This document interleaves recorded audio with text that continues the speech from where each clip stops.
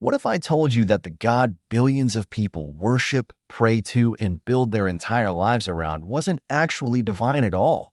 That one of history's most brilliant philosophers proved it was a political invention, a tool of control, and the religious establishment has been hiding this truth for over 300 years?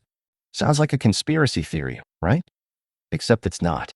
It's documented, it's logical, and once you see the evidence, you can't unsee it. Baruch Spinoza didn't just challenge religion, he dismantled the very foundation it was built on.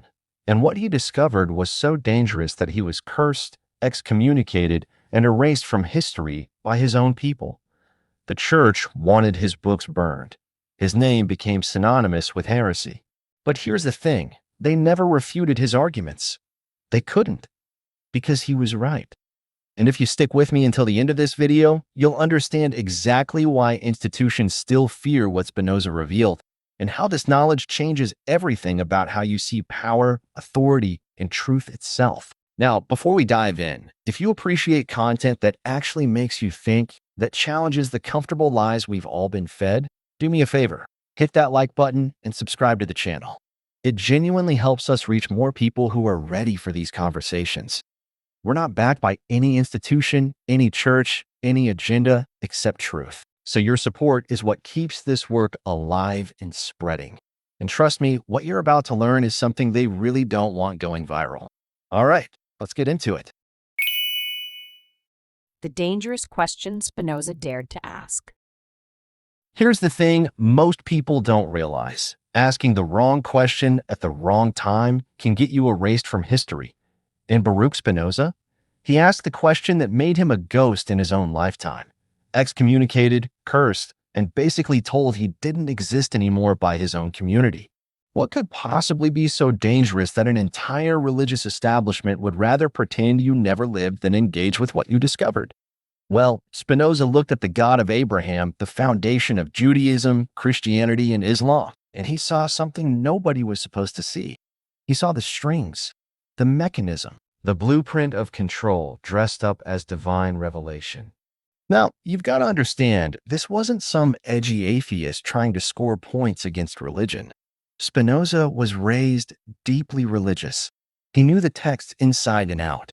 He could recite Torah passages in his sleep. But somewhere along the way, he started reading those ancient scriptures not as a believer looking for comfort, but as a philosopher hunting for truth. And truth, my friend, doesn't care about your feelings or your traditions. When Spinoza applied rational analysis to the Bible, what he found wasn't just uncomfortable, it was revolutionary. He discovered that the God people worshipped, feared, and obeyed wasn't necessarily divine at all. This God looked suspiciously like a political invention, a carefully crafted tool designed to unite tribes, legitimize kings, and keep populations obedient. The implications hit like a freight train. If God wasn't speaking from the heavens but from the mouths of clever leaders, then everything built on that foundation starts to crumble. Moral authority, political legitimacy, social hierarchies, all of it suddenly looks less like eternal truth and more like really effective propaganda. And here's where it gets wild. The institutions that benefited most from this divine authority knew exactly what Spinoza had uncovered. They didn't refute him with better arguments. They didn't engage in philosophical debate. No, they did what power structures always do when faced with existential threats. They tried to erase him, make him disappear. Because if people started asking Spinoza's question, the whole game would be over. But here's what they couldn't erase: the logic itself, the analysis, the uncomfortable reality that once you see it, you can't unsee it. Spinoza opened a door that no amount of excommunication could close.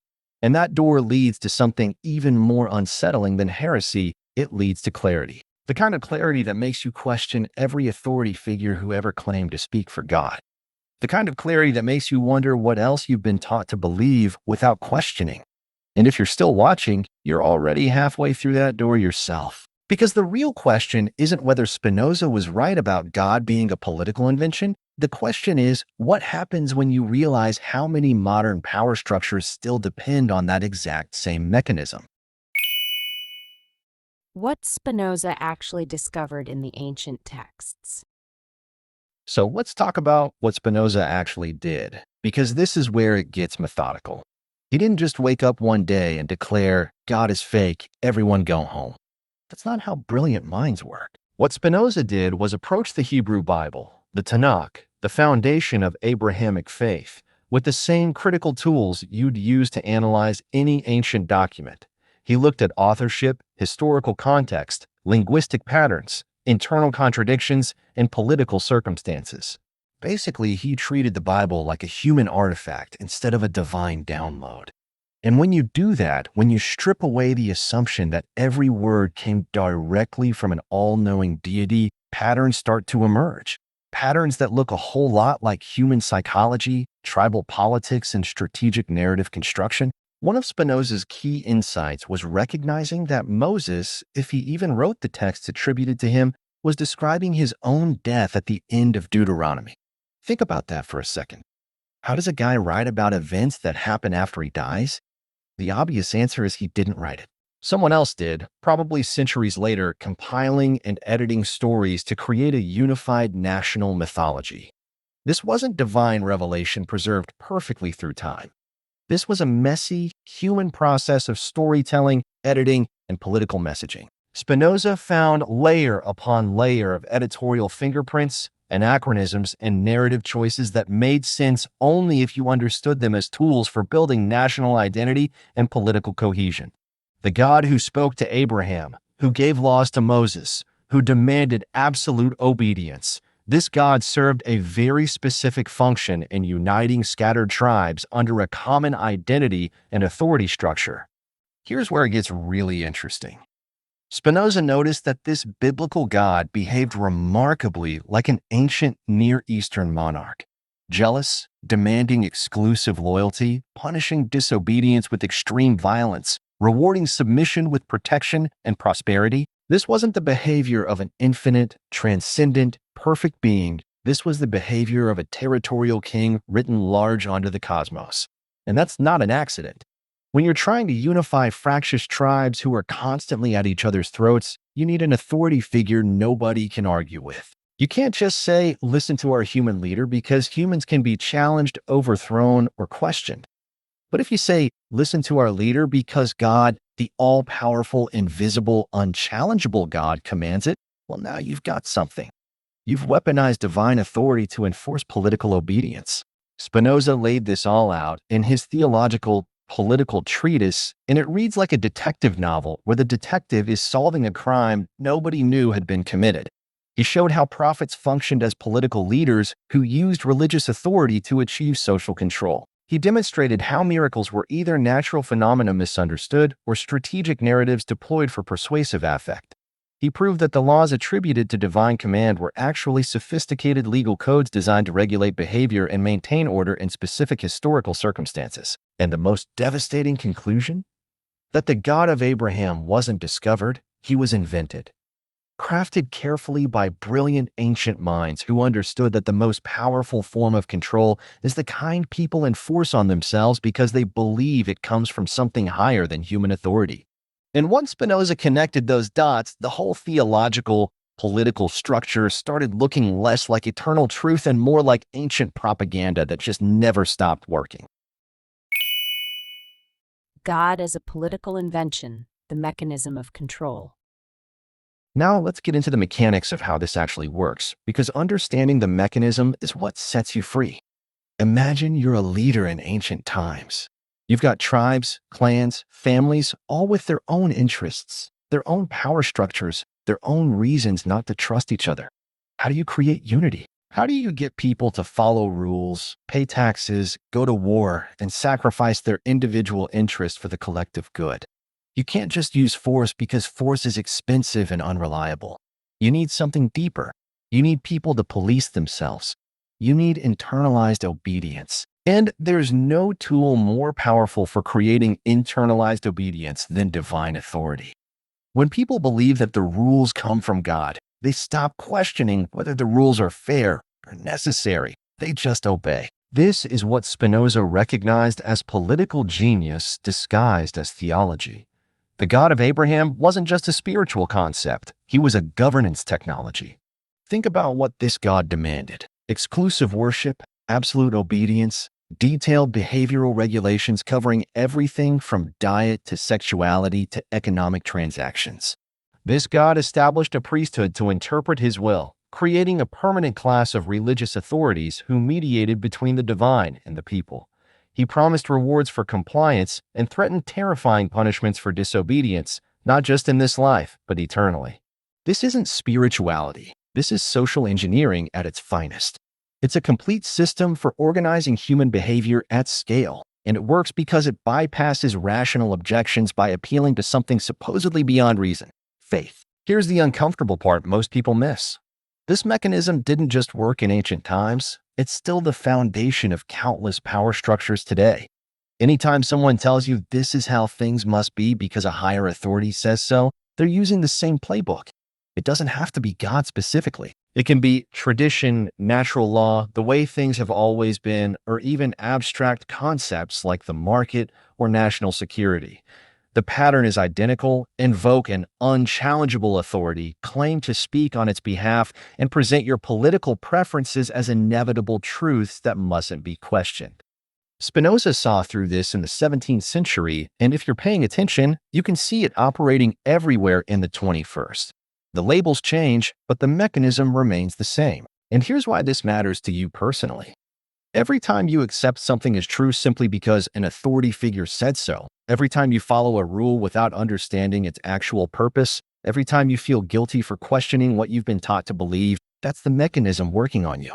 Spinoza's revelation wasn't just historical or theoretical. It was practical and liberating. Once you understand that divine authority was invented to serve political purposes, you can start asking better questions. Not what does God command, but who benefits from me believing this? Not what is the tradition, but what function does this tradition serve? Not what am I supposed to believe, but what do I actually think is true? And those questions, my friend, are the beginning of genuine freedom. Because the first step to escaping any form of control is recognizing that it exists and understanding exactly how it operates on your mind. Why the Church fought so hard to silence this truth? So, why did Spinoza's ideas trigger such an extreme response? We're talking excommunication with a ceremony so vicious it included curses, candles blown out symbolically, and basically a public declaration that this man was dead to the community. And it wasn't just the Jewish community. Christian authorities wanted nothing to do with him either. His books were banned. His name became synonymous with atheism and heresy, and for centuries, serious thinkers could only reference him in whispers or coded language. What makes a philosopher so dangerous that multiple religious establishments across different faiths all agree he needs to be erased? The answer is simple. Spinoza threatened the source of their power. He didn't just attack specific doctrines or interpretations, he exposed the entire foundation as a human construction designed for political control. Think about what's at stake here. Religious institutions don't just provide spiritual comfort, they wield enormous political, economic, and social power. They own property, collect tithes, influence laws, shape education, determine moral standards, and grant or withhold legitimacy to rulers. All of that power rests on a single assumption: that they speak for God, that they have access to divine truth that ordinary people don't possess, that their authority comes from something higher and unchallengeable. Now imagine what happens if people start believing that God was actually a political invention, that prophets were just clever leaders, that sacred texts are human documents full of contradictions and political agendas. The entire power structure collapses overnight. No divine mandate means no special authority. No sacred revelation means no monopoly on truth. The church goes from being God's representative on earth to being just another human institution with a really good marketing strategy. This is why the response to Spinoza was so visceral. It wasn't intellectual disagreement, it was existential panic. When the Catholic Church put Spinoza's works on the index of forbidden books, when Protestant theologians condemned him as the most dangerous atheist in Europe, when Jewish authorities made sure his name was a curse, they were all protecting the same thing: the mechanism of control that Spinoza had exposed. Because once people understand that divine authority is a political tool, they start questioning everything. They stop automatically obeying religious leaders. They stop feeling guilty for thinking independently. They stop accepting that their role is to submit and believe rather than question and think. And for institutions that have built empires on unquestioned obedience, that's not just threatening, it's catastrophic. Here's what really keeps them up at night. Spinoza's logic is airtight. You can ignore it, you can condemn it, you can try to keep people from reading it, but you can't actually refute it without honest engagement, and honest engagement leads right back to his conclusions. The historical evidence is there. The textual analysis holds up. The political function is undeniable. So instead of arguing, they did what power always does when it can't win with logic. They attacked the messenger, made him untouchable, made his ideas taboo, created an atmosphere where even considering his arguments felt dangerous and transgressive. And that strategy worked remarkably well for a long time. But here's the thing about suppressed truth. It doesn't go away. It sits there waiting, and eventually, someone curious enough or brave enough stumbles across it and realizes they've been handed the keys to their own intellectual prison. And you, right now, watching this video, you're holding those keys. The question is whether you're ready to use them and see what else has been kept carefully out of sight for equally self-serving reasons. The God of Abraham versus Spinoza's God, two radically different concepts. Now here's where things get philosophically fascinating, because Spinoza didn't just tear down the traditional concept of God, he replaced it with something radically different. The God of Abraham is personal, reactive, emotional. He gets angry, he makes deals, he changes his mind, he picks favorites, he demands worship, he punishes enemies and rewards followers. He's basically a cosmic king with all the personality traits of a Bronze Age monarch. He exists separate from creation, looking down from outside, intervening when he chooses, performing miracles, sending messengers, revealing his will through chosen prophets. This God is all about relationship, obedience, and transaction. You worship him, follow his rules, make sacrifices, and in return, you get protection, blessings, and eternal reward. Break the rules, and you face punishment, exile, or damnation. It's a very human way of conceptualizing ultimate power. Spinoza looked at that and basically said, what if we got this completely backwards? His God isn't personal at all. His God is nature itself, the totality of existence, the underlying order and laws that govern everything. Spinoza's famous equation, Deus sive natura, God or nature, same thing. This God doesn't think, doesn't choose, doesn't have preferences or emotions. This God doesn't answer prayers because this God doesn't have a mind separate from the universe to hear them with. Everything that happens according to eternal, unchangeable natural laws. There's no divine intervention because there's nothing to intervene. God isn't separate from nature. God is nature. Existence itself in all its complexity and order. And here's the kicker. This God doesn't care about you specifically. Not because it's cruel or indifferent, but because caring requires personhood, and ultimate reality transcends personhood entirely. You can imagine why this was even more offensive to religious authorities than atheism. At least atheists could be dismissed as fools who denied the obvious. But Spinoza claimed to be talking about God while completely redefining what God meant. He used the language of theology while gutting it of everything that made religion functional as a control system. A God who doesn't judge, doesn't reward or punish, doesn't have plans or purposes, doesn't care whether you believe or obey. What good is that God to a priest trying to fill pews and collect tithes? What good is that God to a king claiming divine right to rule? What good is that God to anyone trying to use religious authority to influence behavior? Spinoza's God offers no leverage for control because this God doesn't participate in human affairs. It just is. Eternal, infinite, perfect, but completely impersonal. And yet, there's something deeply liberating about this conception if you really sit with it.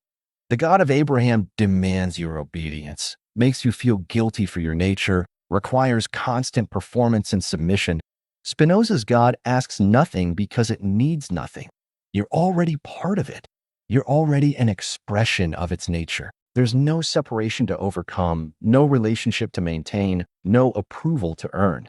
Your job isn't to please God. Your job is to understand nature, including your own nature, and live in accordance with what you actually are rather than what you've been told you should be. Morality stops being about divine commands and becomes about understanding what genuinely leads to human flourishing.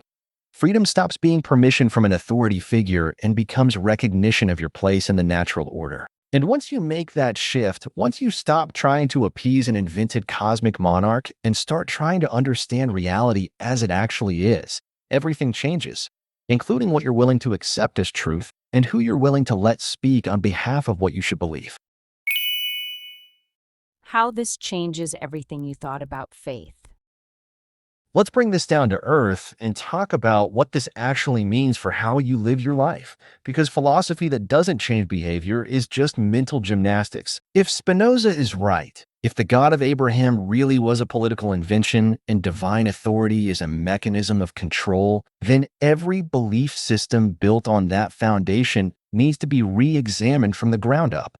And I'm not just talking about religious beliefs. I'm talking about moral assumptions, social obligations, guilt complexes, and the entire framework you use to decide what's true, what's right, and who you should listen to. When the foundation shifts, everything built on it has to be reassessed. And that's both terrifying and exhilarating because it means you get to decide consciously rather than simply inheriting someone else's conclusions. Think about morality for a second. If you grew up religious, chances are you absorbed the idea that right and wrong come from divine command. God says don't lie, don't steal, don't kill, so those things are wrong because God said so. But if divine authority is a human invention, then morality can't be based on God's commands. It has to be based on something else. Something like consequences, human well-being, social cooperation, or rational principles. Suddenly, moral questions become more complex, but also more honest. You can't just say, God said so, and end the conversation. You have to think about why certain behaviors are harmful or helpful, how different actions affect yourself and others, what kind of society you want to live in. It's harder work, but it's real work. And it produces moral thinking that's actually grounded in reality rather than authority. Same thing with guilt. Religious guilt is a special kind of psychological torture because it ties your worth as a person to compliance with rules supposedly handed down from an all-knowing judge who sees everything you do, even in private, even in your thoughts. You can't escape, you can't hide, and you can never be quite good enough because perfection is the standard. That's an incredibly effective control mechanism, but it's also an incredibly destructive way to relate to yourself. Once you realize that guilt was installed in you to produce obedience rather than protect your well-being, you can start dismantling it. You can start distinguishing between genuine remorse for harm caused and manufactured shame for violating arbitrary rules. You can start asking whether the voice in your head that says you're bad is actually your conscience or just internalized authority figures who benefit from your compliance. And here's maybe the biggest shift. Your relationship with truth itself changes. When you believe in divine revelation, truth comes from authority figures who claim special access to God's will. Your job is to believe what they tell you and doubt your own perceptions and reasoning. But if there's no divine mandate, if it's all human construction, then truth becomes something you discover through observation, reason, evidence, and critical thinking. Nobody gets to tell you what to believe just because of their position or title. Every claim has to be evaluated on its merits. Every authority has to earn trust rather than demand it. That's a complete reversal of how most people are taught to relate to knowledge. And it's uncomfortable at first because it means taking responsibility for your own thinking. But it's also the only path to genuine understanding rather than just secondhand belief. And once you start walking that path, you realize how much of what you thought was truth was really just obedience, dressed up in different language. The question becomes, what else are you ready to question now that you've seen how deep the mechanism of control actually goes? What happens when you see through the illusion? So you followed this far. You've seen Spinoza's analysis. You understand how divine authority functions as political control. You recognize the mechanism operating not just in ancient texts, but in modern institutions. The question is, what happens now? Because seeing through an illusion doesn't make it disappear. It just means you know it's an illusion. The power structures built on manufactured authority are still there. The institutions still operate. The social pressure to conform still exists, but something fundamental has shifted inside you. You can't unknow what you now know. You can't go back to naive belief. And that puts you in an interesting position. You're awake in a world where most people are still operating on autopilot, accepting authority because they've never questioned whether that authority is legitimate. Here's what that looks like practically. You start noticing patterns everywhere. Politicians who wrap their policies in moral absolutes to avoid rational debate. Leaders who claim their vision is inevitable or divinely ordained to shut down alternatives. Systems that demand loyalty without justification because questioning them is framed as dangerous or immoral. Media that presents opinions as facts and facts as opinions depending on who benefits. And you realize it's all the same playbook Spinoza identified centuries ago, just with updated language. The mechanism hasn't changed, it's just been adapted. And once you see it, you can't unsee it. Every time someone invokes unchallengeable authority, every time questioning is equated with betrayal, every time you're told to just believe and obey, you recognize it for what it is. An attempt to hijack your reasoning in service of someone else's agenda. But here's the uncomfortable truth. Knowing this doesn't automatically fix anything. In fact, it can make life harder in some ways. Because now you're aware of contradictions other people don't see. You notice when beliefs don't match behavior, when stated values don't align with actual priorities, when people profess freedom while enforcing conformity. And you can't just point this out without being labeled cynical, negative, or difficult. The illusion persists not just because institutions enforce it, but because most people are psychologically invested in maintaining it. Questioning foundational beliefs feels dangerous. It threatens identity, community belonging, and the comforting certainty that someone higher knows what they're doing. So people resist even when presented with logic and evidence. And you have to decide how much energy you want to spend trying to wake people up versus just living according to your own understanding and letting others find their own path. The good news, and this is what makes it worth it, is that genuine freedom is on the other side of this recognition. Not freedom from consequences or social reality, but freedom from internalized authority. Freedom to think your own thoughts without guilt. Freedom to question without fear that you're committing some cosmic crime. Freedom to build your life on principles you've actually examined rather than just inherited. Spinoza paid a heavy price for his insights: excommunication, isolation, a life of relative poverty and obscurity. But by all accounts, he was remarkably content because he lived with intellectual integrity. He thought clearly. He refused to pretend he believed things he'd seen through. And there's a deep satisfaction in that kind of alignment between what you know and how you live. So the question isn't really what happens when you see through the illusion. The question is, are you willing to live according to what you now understand, even when it's inconvenient, even when it sets you apart, even when it means constantly resisting the pull to just go along with comfortable lies? Because that's what intellectual freedom actually costs, and it's also what makes it worth having. The choice is yours now. So here we are.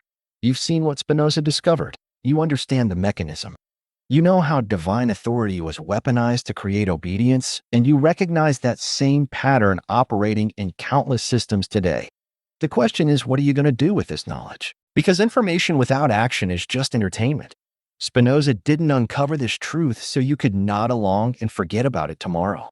He risked everything because he believed that understanding reality as it actually is, not as we're told it should be, is the foundation of genuine freedom. And now that responsibility passes to you. Are you going to keep accepting authority just because it claims to be unchallengeable? Or are you going to start thinking for yourself, questioning what you've been taught, and building your life on principles you've actually examined? Here's my challenge. Look around your own life this week. Notice when someone invokes authority to shut down discussion. Notice when you feel guilty for questioning something you're supposed to believe. Notice when obedience is presented as virtue and critical thinking is framed as dangerous. Once you see the pattern Spinoza identified, you'll find it everywhere. And that awareness is the first step toward actual intellectual freedom. If this video made you think differently, if it challenged something you needed to examine, do two things for me. First, share it with someone who's ready for this conversation, someone who values truth over comfort. Second, subscribe and turn on notifications because we're just getting started. There are so many more uncomfortable truths buried in philosophy, psychology, and history that deserve to be brought into the light. And every subscription, every like, every share tells us you want more of this kind of content. It tells the algorithm that real thinking still matters. The institutions Spinoza challenged are still here. The mechanisms of control are still operating. But so is the truth he uncovered. And the more people who understand it, the less power those mechanisms have. So spread it. Question everything. And never let anyone tell you that thinking for yourself is a sin. Thanks for watching. Now go use what you know.